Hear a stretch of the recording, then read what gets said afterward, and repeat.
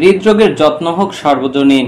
এই প্রতিবাদে রাজশাহীতে বিশ্ব হার্ট দিবস 2024 উপলক্ষে বিনামূল্যে হার্ট ক্যাম্প, র্যালি ও আলোচনা সভা অনুষ্ঠিত হয়েছে। দিবসটি উপলক্ষে মহানগরীর বাকির মোড় হার্ট ফাউন্ডেশনের কার্যালয় থেকে একটি র্যালি বের করা হয়। র্যালিটি বিভিন্ন গুরুত্বপূর্ণ সড়ক প্রদক্ষিণ করে ডাচপুকুর বাইপাস হয়ে হার্ট ফাউন্ডেশনে এসে শেষ হয়।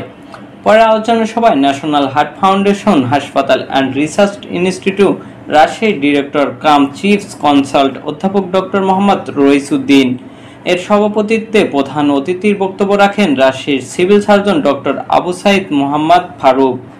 এ সময় রাজশাহী ন্যাশনাল হার্ট ফাউন্ডেশনের সাধারণ সম্পাদক professor Mohammad Habibur Rahman, Rajshahi medical college হাসপাতালের হৃদরোগ বিভাগীয় প্রধান সহযোগী অধ্যাপক ডক্টর মোহাম্মদ জায়েদুস সাইদ, হার্ট ফাউন্ডেশনের নির্বাহী সদস্য সহযোগী অধ্যাপক doctor Abu Hena Mostafa Kamal, Rajshahi medical college হাসপাতালের হৃদরোগ ও মেডিসিন বিশেষজ্ঞ ডক্টর এস.এম. সানজিদুল ইসলাম সিদ্দিকী সবুজ, রাজশাহী মেডিকেল কলেজ হাসপাতালের হৃদরোগ ও মেডিসিন বিশেষজ্ঞ ডক্টর এস.এম.এম. সায়েম বক্তব্য রাখেন। বক্তাগণ বলেন, হৃৎপিণ্ড দেহের মূল চালিকা শক্তি, তাই হৃৎপিণ্ডকে সুস্থ ও কার্যকর রাখতে জনপরিসরের চিকিৎসার পাশাপাশি হৃদরোগ প্রতিকারের বিষয়ে সচেতনতা বৃদ্ধির বিকল্প নেই। হৃদরোগ চিকিৎসক সেবার চিকিৎসকবৃন্দু অধিকতর যত্নশীল হওয়ার আহ্বান জানায় বক্তারা। আলোচনা শেষে বিনামূল্যে হার্ট ক্যাম্প মোট 105 জন রোগীকে বিভিন্ন পরীক্ষা নিরীক্ষা সহ চিকিৎসা সেবা প্রদান করা হয়।